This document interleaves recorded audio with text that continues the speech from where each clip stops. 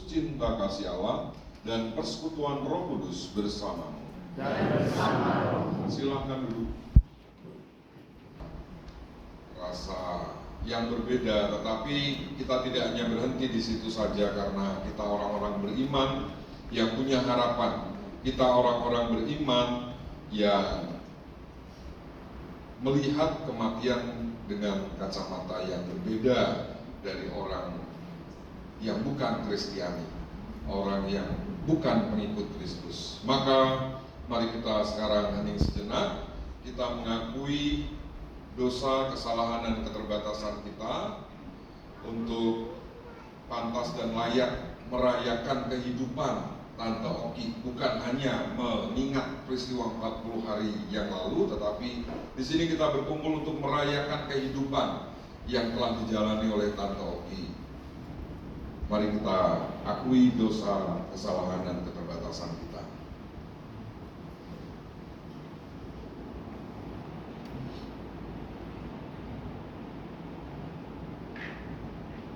Saya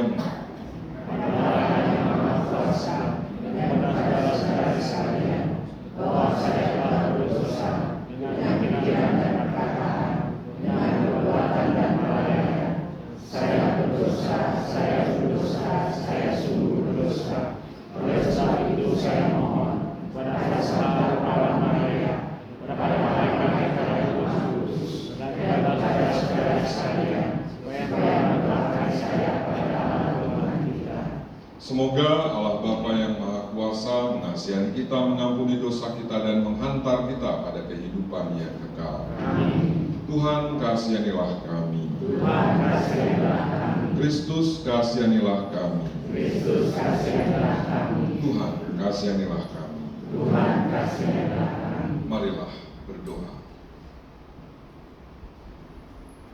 Allah Bapa yang Maha Kasih, kami bersyukur kepadamu atas rahmat kehidupan yang Kau selenggarakan.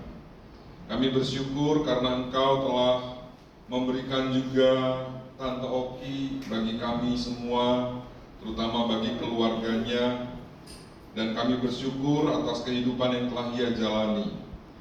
Walaupun banyak suka duka, tetapi kami percaya hidupnya sebagai orang Kristiani berbuah. Hidupnya sebagai orang Kristiani selama di dunia ini sungguh menjadi berkat bagi keluarga, bagi orang-orang yang ada di sekitarnya. Dan kami mau mensyukuri itu semua dengan berharap akan keselamatan kekal, karena karya keselamatan darimu lewat Putramu Yesus Kristus yang bersatu dengan Roh Kudus kini dan sepanjang segala masa. Mari kita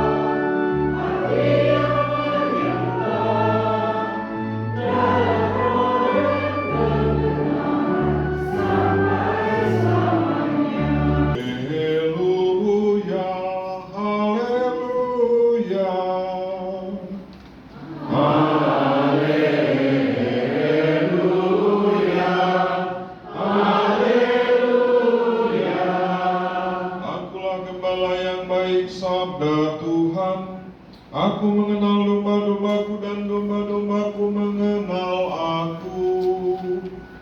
Haleluya, haleluya. Tuhan bersamamu. Inilah Injil suci menurut Yohanes. Sekali peristiwa, Yesus berkata kepada orang-orang Farisi, "Aku berkata kepadamu sesungguhnya, Siapa yang masuk dalam kandang domba tanpa melalui pintu, tetapi dengan memanjat tembok, ia adalah seorang pencuri dan seorang perampok. Tetapi siapa yang masuk melalui pintu, ia adalah gembala domba. Untuk dia penjaga membuka pintu dan domba-domba mendengarkan suaranya. Ia memanggil domba-dombanya masing-masing menurut namanya dan menuntunnya keluar. Jika semua dombanya telah dibawa keluar, ia berjalan di depan mereka. Dan domba-dombanya itu mengikuti dia, karena mereka mengenal suaranya. Tetapi seorang asing pasti tidak mereka ikuti, malah mereka lari daripadanya karena suara orang-orang asing tidak mereka kenal. Itulah yang dikatakan Yesus dalam perjumpaan kepada mereka, tetapi mereka tidak mengerti apa maksud ia berkata demikian kepada mereka. Maka kata Yesus sekali lagi, "Aku berkata kepadamu, sesungguhnya akulah pintu kepada domba-domba itu. Semua orang yang datang sebelum aku adalah pencuri dan perampok, dan domba-domba itu tidak mendengarkan mereka. Akulah pintu. Barang siapa masuk melalui aku, ia akan selamat. Ia akan masuk dan keluar dan menemukan padang rumput. Pencuri datang hanya untuk mencuri, membunuh, dan membinasakan. Aku datang supaya mereka mempunyai hidup dan mempunyainya dalam segala kelimpahan." Demikianlah sabda Tuhan. Pernah ya? Saya mau tanya, kalau pernah, biasanya masuknya lewat mana?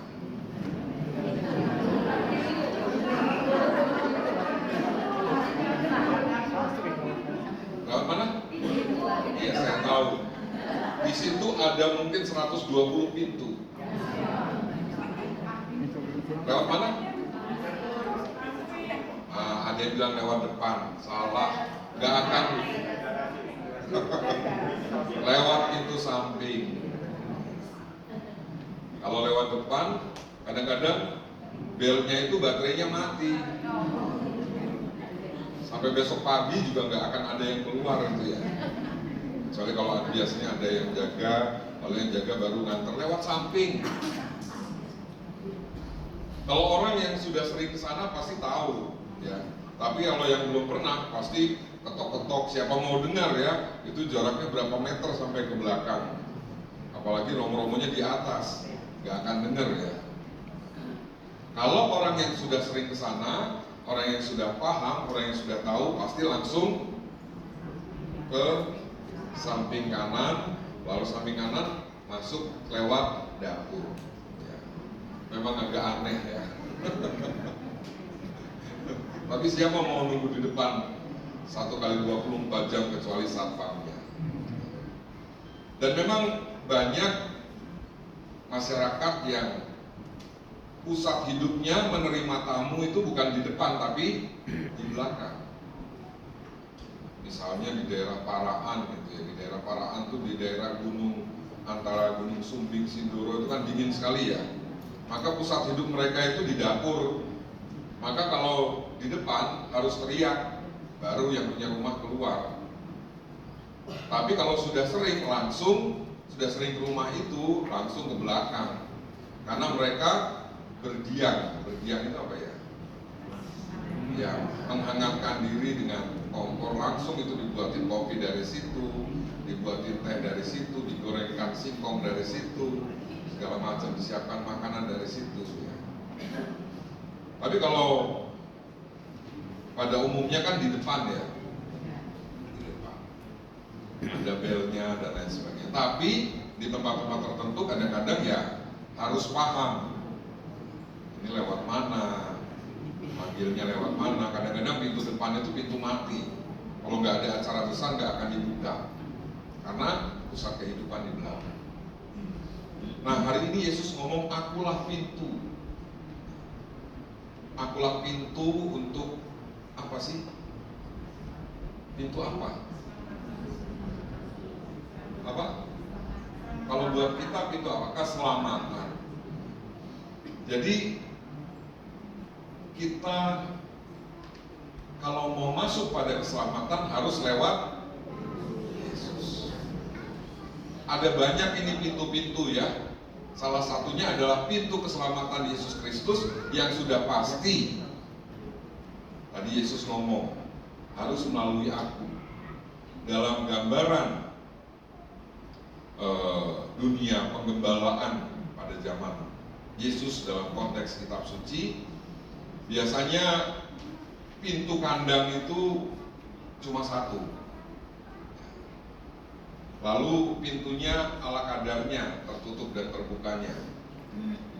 Dan yang paling penting adalah kalau malam, gembala itu jaganya sambil tidur di pintu itu.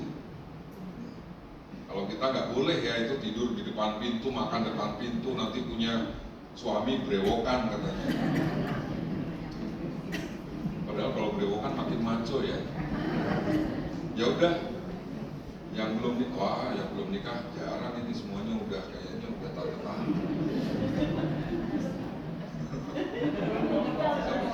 Oh iya, kalau mau yang maco ya makan depan pintu yang sering gitu ya, biar dapat suami brewokan. Nah, inilah gambarannya, dan hari ini kita merayakan kehidupan yang telah dijalani oleh Tante Oki. Saya itu mendengar ya, karena saya masuk MSF-nya terlambat. Dulu bangsanya Romo Agung, Romo Edi kalau nggak salah ya. Itu sudah seperti anak sendiri dengan Om Gianto dan Tante Oki, betul ya? Romo Agung siapa lagi ya? Siapa? Romo Erwin. Siapa lagi? Romo Tony. Artinya kedekatan dengan gereja, kedekatan dengan kekatolikan itu sangat kental dalam hidupnya. Pasti ya seperti orang yang sudah sering main ke rumah, ya, tahu pintunya di mana, sudah kenal. Seperti tadi, kalau orang sudah kenal sama Romo-Romo di Sunter kan tinggal masuk ke samping. Dan saya yakin karena imannya, keterlibatan dalam hidup menggereja, karena penghayatan imannya dalam selama hidupnya, saya yakin bahwa Tante Oki juga sudah mengenal, sudah tahu di mana pintunya. Maka ini satu pesan juga buat kita. Sejauh mana kita mengenal, sejauh mana kita kenal dengan yang punya pintu surga. Dan menarik kalau kita renungkan, Tuhan selalu membawa kita ke padang rumput yang subur, ke padang rumput yang hijau, asalkan kita mau mendengarkan suara Sang Gembala. Sebenarnya untuk apa sih Tuhan menciptakan manusia sehingga manusia dijamin oleh Tuhan, bahkan diselamatkan oleh Tuhan sendiri, sampai dosa-dosanya tidak diperhitungkan lagi dan menjadi penghuni tadi itu surga dan lewat pintu keselamatan yaitu Yesus Kristus, tapi menciptakan kematian yang menyedihkan, kematian yang membuat kita kehilangan. Untuk apa Tuhan menciptakan manusia, termasuk Tante Oki, kalau akhirnya pada kematian? Walaupun sebenarnya kematian akhirnya bukan akhir juga, pintu juga untuk masuk dalam kehidupan kekal. Tujuan Tuhan menciptakan kita semua termasuk Tante Oki adalah supaya Tuhan bisa berbagi kebahagiaan, Tuhan bisa berbagi sukacita. Kan ada lagunya ya, semua bunga ikut bernyanyi, gembira hatiku, segala rumput pun riang-riang. Nah ini yang penting. Tuhan sumber gembiraku. Nah ya, karena Tuhan gak mau gembira sendirian. Tuhan seneng kalau gembira itu banyak yang ikut gembira. Kalau tante, om punya cucu, pasti semuanya dikasih tahu, saking senengnya, iya enggak? Sebentar lagi cucu saya lahir. Cucu saya sudah lahir dan cantik, ganteng, betul enggak? Enggak sabar sampai kita mewartakan kegembiraan itu saking senengnya. Supaya gembira itu tidak hanya dirasakan sendiri. Tuhan juga begitu. Tuhan ingin supaya dia nggak gembira sendiri, karena dia sumber kegembiraan, sumber sukacita. Bayangkan Tuhan tepuk tangan sendiri di surga, kan lucu ya? Tuhan senang-senang sendiri di surga, pesta-pesta sendiri di surga, kan aneh ya? Maka dia menciptakan manusia supaya manusia bisa ambil bagian dalam kegembiraan bersama Tuhan sendiri.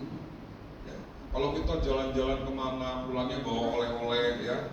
Kalau jalan-jalan ke Jogja, bawa bakpia, bawa gudeg. Emang mau makan sendiri? Pelit amat. Pasti biasanya dibagikan ke kenalan, tetangga. Supaya apa?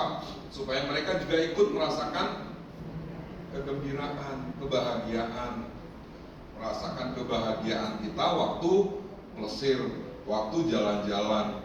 Kalau ke Bali dibelikan baju yang barong-barong itu ya. Nih oleh-oleh ke Bali, terima kasih ya, baik sekali. Iya, supaya berbagi kebahagiaan. Kita ulang tahun juga gitu ya. Ulang tahun kan seneng ya. Dapat mantu juga seneng ya.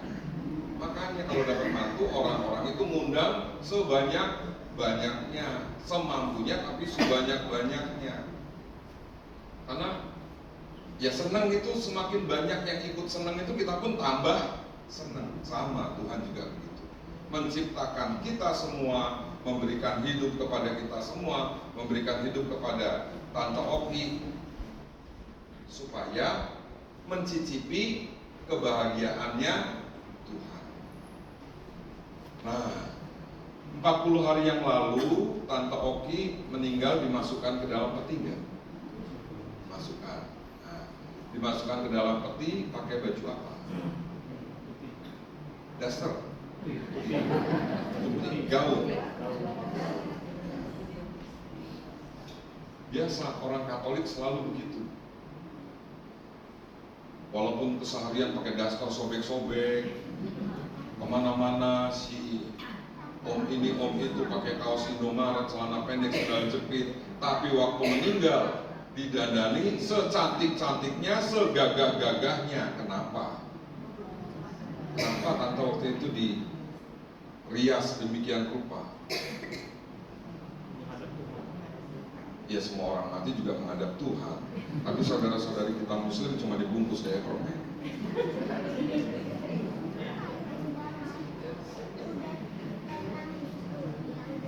Kenapa? Ikut pesta perjamuan surgawi itu tadi lo ya. Maka ikut ambil bagian. Kalau di dunia ini cuma mencicipi kebahagiaan surgawi ya. Nah, waktu meninggal itu ambil bagian secara penuh dalam kebahagiaan surgawi bersama Allah Bapa. Masuk ke ruang pestanya lewat siapa? Lewat Yesus Kristus. Gak ditanya-tanya lagi karena udah kenal. Siapa nih? Tante Oki. Yesus udah tahu ini orang Rawamangun ini. Ya sering ketemu ini ya, sering ketemu. Kalau Ekaristi, udah biasa kan ikut kayak ginian? Oh udah biasa, udah masuk. Paling suruh ke kamar mandi bentar ya, untuk bersih-bersih, dan itulah api pencucian. Bukan disiksa dan lain sebagainya, tapi cuma disuruh cuci kaki, cuci tangan ya biar bersih lah ya. Terus masuk ke ruang pesta. Maka saya bilang dari awal, kita bukan mengenang kesedihan 40 hari yang lalu, tapi kita semua merayakan kehidupan. Kenapa? Karena Tante Oki selama hidupnya ikut ambil bagian dalam kebahagiaan bersama Allah. Dan waktu meninggal, dia lewat pintu keselamatan. Kematian adalah peristiwa di mana kita lewat pintu keselamatan seperti yang kita dengarkan dalam Injil tadi, dan masuk dalam pesta perjamuan surgawi untuk ambil bagian secara penuh. Kalau di dunia cuma mencicipi, yang ini secara penuh. Maka kematian mungkin menyedihkan, membuat kita kehilangan, tapi itu manusiawi. Persoalannya adalah kita bukan hanya manusia yang manusiawi, tapi kita adalah manusia yang Kristiani. Dengan peristiwa kematian kita melihat bagaimana seseorang termasuk Tante Oki masuk dalam sukacita abadi yang kekal. Maka lihatlah kematian dengan kacamata yang lebih indah dari biasanya, dari yang lainnya. Sayangnya orang Katolik itu kebanyakan nonton film horor, jadi sama orang mati itu takut. Saya ketemu orang yang kemarin baru meninggal di sana, jangan lewat sana, serem lah pokoknya. Ya kalau seandainya pun ketemu, diajak doa bersama, atau dia itu minta doa. Tapi kan sekarang masih dalam api pencucian.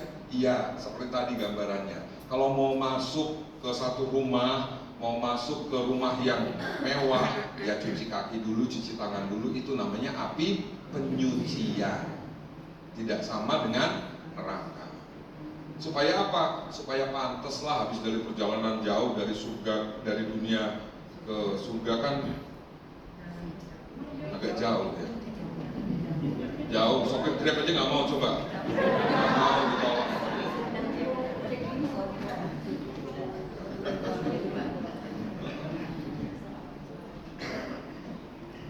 Kalau ke heaven aja macet dari sini ke Pluit ya, apalagi ke heaven beneran. Ya. Maka mari kita melihat kematian dengan lebih indah dan dengan lebih berpengharapan, sehingga hidup kita pun kita jalani dengan lebih sukacita, karena memang kita diciptakan itu untuk sukacita, bukan untuk bersedih, mengeluh ya.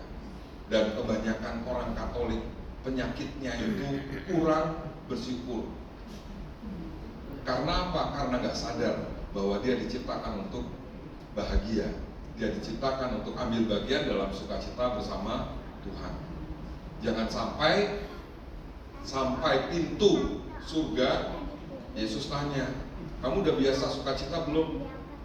Enggak, saya waktu hidup itu suami saya kayak gitu, anak saya jengkelin, tetangga saya ngajak ribut terus. Gak biasa, nanti kamu bingung di surga. Jangan sampai nanti sampai pintu surga begitu ya, Yesus dan Petrus begitu. Artinya bahwa mari kita rayakan kehidupan kita setiap saat, karena memang kita diciptakan, termasuk Tante Oki, untuk ambil bagian dalam sukacita dan kebahagiaan bersama Tuhan. Kemuliaan kepada Bapa dan Putra dan Roh Kudus.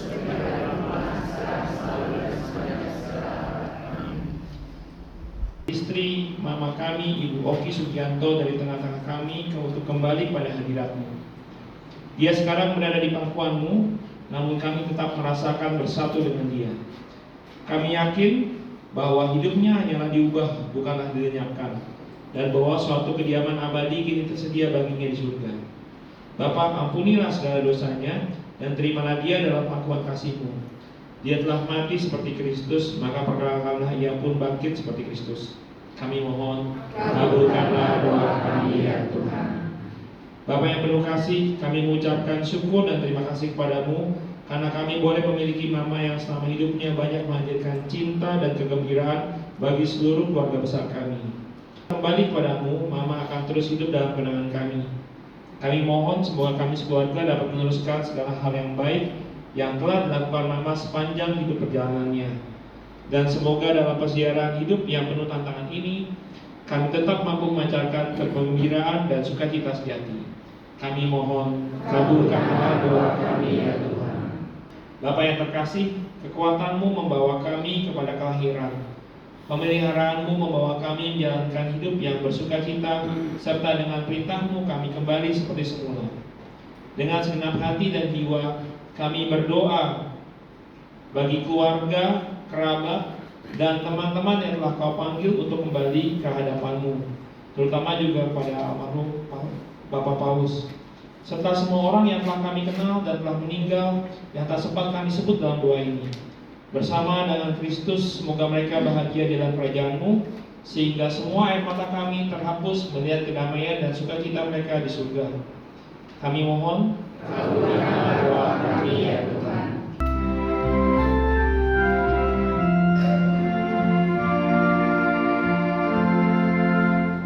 Amen.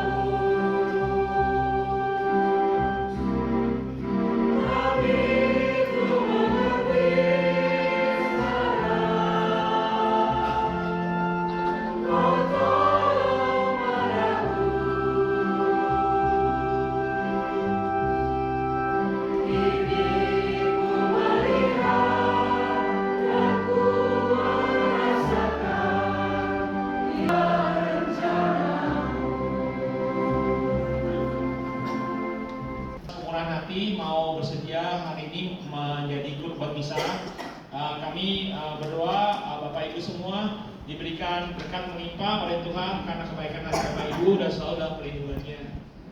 Kami berterima kasih karena hari ini Bapak Ibu semua bisa hadir bersama kami, ya, merayakan tepatnya sih 40 harinya nanti tanggal 22 Bapak Ibu, tapi kebetulan memang waktu yang pas untuk merayakannya adalah hari ini, ya. Tapi kami tetap bersyukur, ya.